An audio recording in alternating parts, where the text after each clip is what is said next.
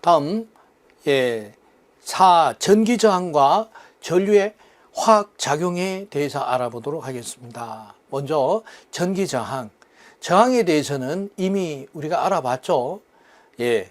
그래서 저항은 전류의 흐름을 방해하는 것이다. 이렇게 해서 저항체의 조건도 알아봤고, 이 저항의 특성에 대해서도 알아봤고, 그리고 저항의 연결에 의한 합성 저항도 구해봤고, 저항을 직렬 연결했을 때 저항에 의한 전압의 분화, 그리고 저항을 병렬로 연결했을 때 전류가 분류된다는 것도 구해봤습니다.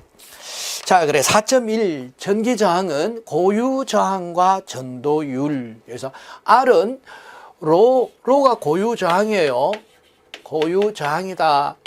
저항의 재질에 따라서, 만드는 매체에 따라서 결정이 되는 전류의 흐름을 방해하는 이런 성질이다라는 거죠. 그리고 L은 도선의 길이를 말해요. 도선의 길이를 말하고, 자, A는 도선의 단면적을 말한다. 자, 그러면은 저항은 로와 L에는 비례 관계가 있고, 그리고 단면적은 반비례 관계가 있다는 것을 아실 수 있겠죠. 자, 여기서 저항의 관계에 대해서 알아보도록 하겠습니다. 어떨 때 저항의 특성을 구성하는 이 요소가 변할 때 가장 쉽게 길이가 2배 증가했습니다. 그럼 저항은 어떻게 변할까요? 시험 문제 많이 출제가 됩니다. 자, 저항은 로 A분의 L인데 L이 뭐로 바뀌었습니까? 2L로 바뀌었으니까 L 대신에 2L을 쓰니까 2 곱하기 로 A분의 L, 로 A분의 L이 R이죠. 결과적으로 2R이 되더라. 즉 저항이 길이를 2배하니까 전선의 다른 조건은 같아요. 단면적은 같은 상태에서 길이만 2배를 하니까 저항은 2배가 되더라는 것을 알았습니다. 자, 그럼 이번에는 단면적을 한번 변화시켜 보도록 하겠습니다. 단면적 A가 2배가 됐습니다. 같은 조건으로. 자, 그러면 R은 로 A분의 L에서 A 대신에 2배로 증가했으니까 2A가 됐다는 거죠. 그래서 R은 로 2A분의 L이다. 그럼 상수를 빼겠습니다. 상수를 빼면 2분의 1 곱하기 로 A분의 L 돼서 로 A분의 L이 R이죠. 그래서 2분의 R로, 즉 다시 말해서 저항이 2배로 감소했다 하는 것을 아실 수 있겠습니다. 자, 그래서 이 저항의 특성과 그리고 저항을 구성을 하는 각 요소의 변화에 대한 저항의 변화도 알아봤습니다. 다음 보시면은 전도율이라고 나왔습니다. 전도율 혹은 도전율, 단위도 있네요. 단위. 고유 저항의 단위 했으니까 단위 한번 알아보겠습니다. 그래서 로는 L분의 RA 했으니까 L 메타, 그리고 로 A니까 RA니까 옴 메타 제곱이네요. 옴 메타 제곱 해서 분모에 있는 메타와 분자의 메타 하나가 없어지니까 단위는 옴 메타가 되더라. 자, 전도율 혹은 도전율, 이 전류가 얼마나 잘 흐르느냐 하는 것을 나타냅니다. 그래서 시그마는 로분의 1이더라. 로분의 1이니까 뭐 다른 건 관계없이 어떻게 단위 바로 적용하면 되겠죠. 옴 메타 분의 1인데, 자, 이 단위를 어떻게 해요? 옴분의 1 곱하기 메타분의 1로 나눈다면은 모 퍼 메타, 옴을 거꾸로 해서 옴 혹은 옴분의 1을 옴 마이너스 1 이렇게도 표현을 합니다. 그리고 거꾸로 해서 이건 모라고 읽습니다. 모 퍼 메타, 이렇게 해서 단위에 대해서 알아봤습니다. 저항의 온도 계수, 온도 계수도 앞에 있었죠. 자, 도체의 온도가 증가하게 되면 저항도 증가하더라. 그래서 R2는 R1, 자, 온도가 증가하기 이전의 저항이에요. 그렇게 1 플러스 알파 델타 T가 되더라. 그럼 델타 T는 다시 써보면은 T2 마이너스 T1이 되는데, 이 알파 1이라고 하는 것은 어떻게 해요? 온도 계수는 234.5 플러스 T1 분의 1이 되더라. 자, 이렇게 해서 도체는 온도가 증가하게 되면은 결과적으로 R1 곱하기 알파 델타 T만큼의 변이 요소를 가진다, 증가한다 하는 것을 앞에서도 우리가 알아봤습니다. 다음 4.2 전류의 화학작용과 전지에 대해서 알아보겠습니다.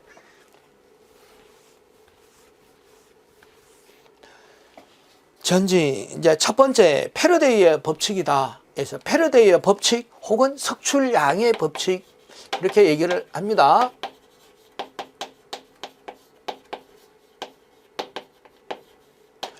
자, 전해액과 전기분해.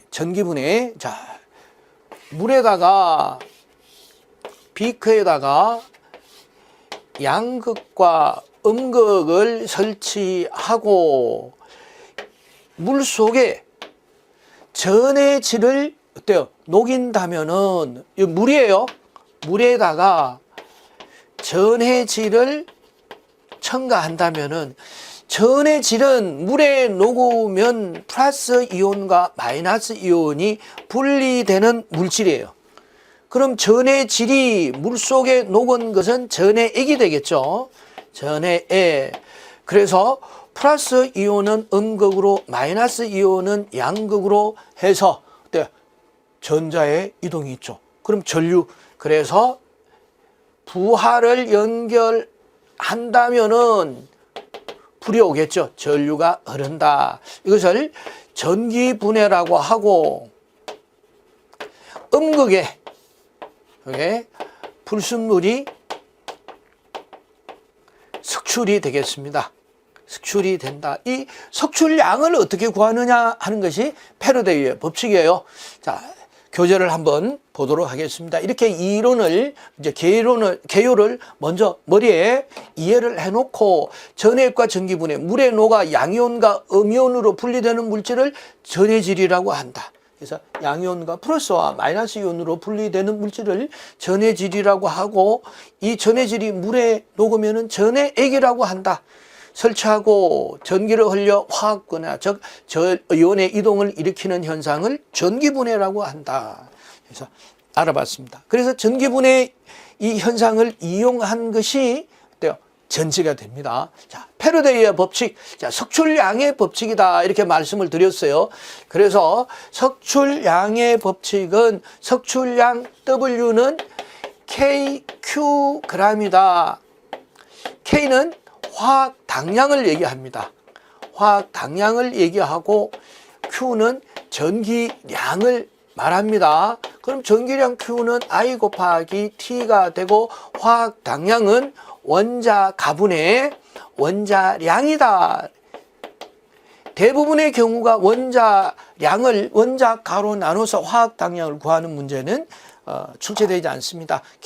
굳이 계산을 한다면 화학 당량을 직접 주죠. 그래서 화학 당량, 전류, 시간 주면 곱해서 석출량을 구하는 문제로 출제되고 있습니다. 그래서 중요한 것은 W, 석출량은 KQ g으로 구할 수 있고, 이것을 무슨 법칙이라고 한다? 패러데이의 석출량의 법칙이라고 한다. 이게 시험에 나옵니다. 그래서 잘 기억을 해 주시고, 두 번째, 이 전기분해의 원리를 이용한 패키지를 만든 것이 전지가 되겠습니다.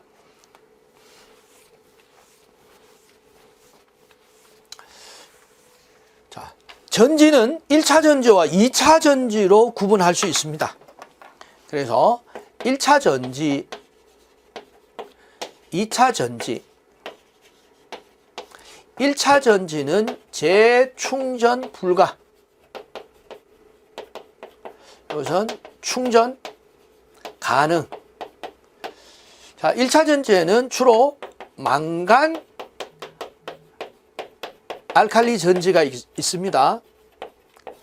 자, 망간 전지는 이 용량이 작은 경우에 이제 주로 사용을 하고 값이 쌉니다. 그런데 알칼리, 즉 알카라인 전지는 용량이 크고 가격이 좀 비싼 편이죠. 그리고 2차 전지는 이제 대표적인 것이 납축 전지입니다. 그리고 우리가 흔히 잘 알고 있는 핸드폰 충전에서 니켈 카드뮴 계열의 전지가 2차 전지, 충전해서 재사용이 가능한 전지가 되겠습니다.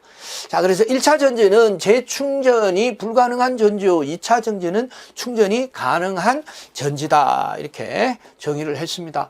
그래서 대표적인 드라이셀 건전지입니다. 건전지 최초의 전지를 르클랑세 전지라고 하며 양극은 탄소 막대, 음극은 아연이다. 자, 전기분해에 S를 그림을 이용한다면은 양극은 탄소 막대고 음극은 아연이다. 그럼 이렇게 연결을 하면은 여기서 전류가 흐르고 이 전의 진로는 염화 암모늄을 썼어요. 자, 염화 암모늄이니까 NH4Cl 해서 NH4 플러스 이온과 Cl 마이너스 이온이 분리가 돼서 마이너스 이온은 플러스로, 플러스 이온은 마이너스로 이동을 함으로 인해서 전류가 흐르고 전류가 흐르니까 불이 오죠. 이것이 바로 르클랑스 드라이셀의 기본 원리가 되겠으며 기전력은 1.5V예요. 그래서 우리 건전지가 1.5V죠. 그래서 최초의 전지 드라이셀이 르클랑스의 전지로서 양극은 탄소, 음극은 아연을 사용하고 있다라는 거 기억하시면 되겠습니다. 자, 두 번째는 납축 전지가 되겠습니다.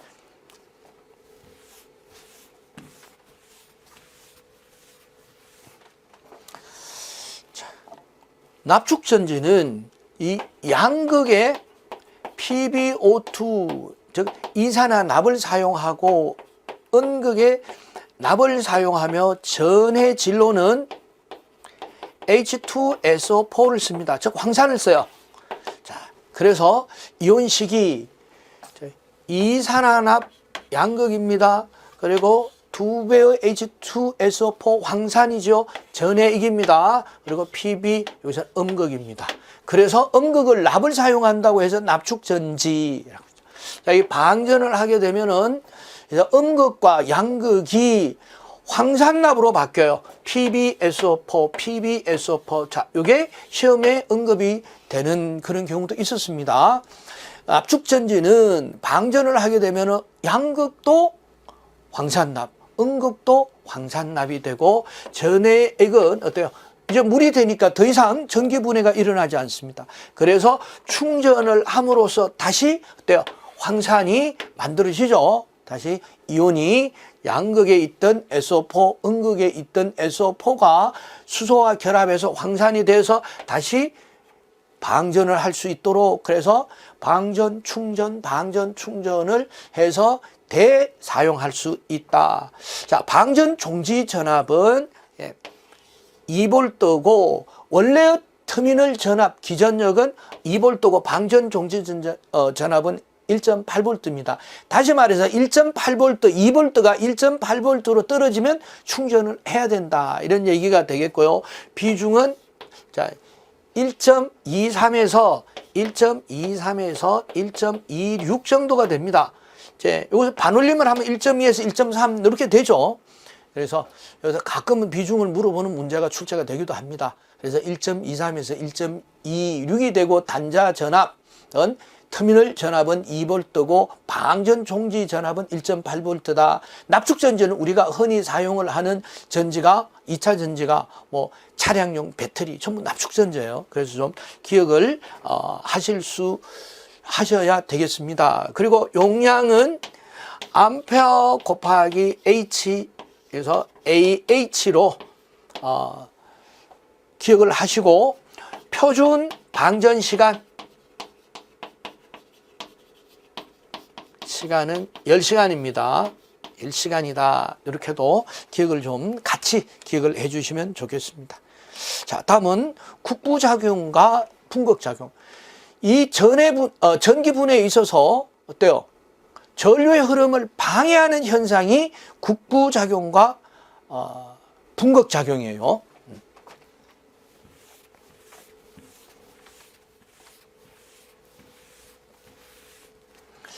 자, 전지의 전류가 흐르면은 이제 최초의 전지인 르클랑셰 전지에서 자, 양극의 탄소, 음극의 탄소 아연,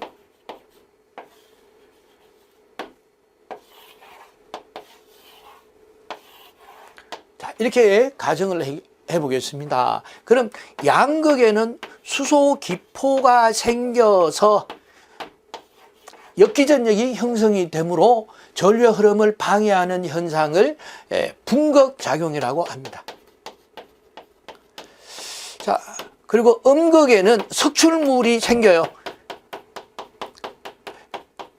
그래서 음극과 석출물 사이에 순환전류가 흘러버립니다. 순환전류가 흘러서 전류의 흐름을 방해하는 것을 국부작용이라고 한다. 자, 그럼 이런 전류의 흐름을 방해한다라고 하니까 용량이 적어지죠. 이것을 방지하기 위하여 어떻게 해야 되느냐 해서 양극에 감극제를 씁니다. 감극제, 여기서 황산 카드뮴.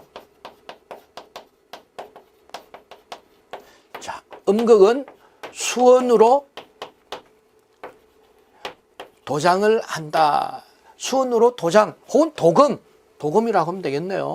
도금을 함으로써 방지를 한다 해서 이 국부작용과 분극작용에 대한 정의를 정확하게 구분해서 기억을 하시면 되겠습니다. 이상으로 직류회로에 대한 이론 정리를 마치도록 하겠습니다.